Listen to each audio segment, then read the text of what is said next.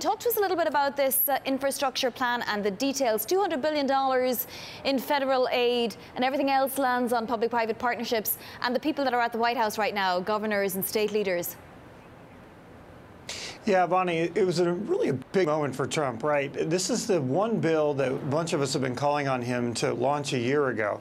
This is something that could actually get bipartisan support that is incredibly needed in the United States. We have over $5 trillion of underfunded infrastructure needs. And instead, what we got today was kind of typical Trump. It was a tweet and a press release.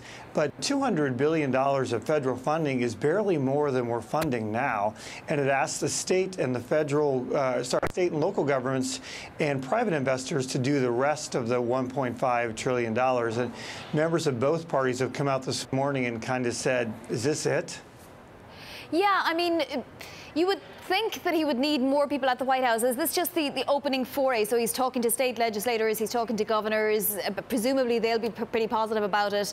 And at some point he'll bring in the private equity guys or the business people that he's hoping to partner up with for public-private partnerships. How does this work? How does it get implemented? Yeah, Vonnie, you're exactly right. I was really surprised by the optics of this event, right?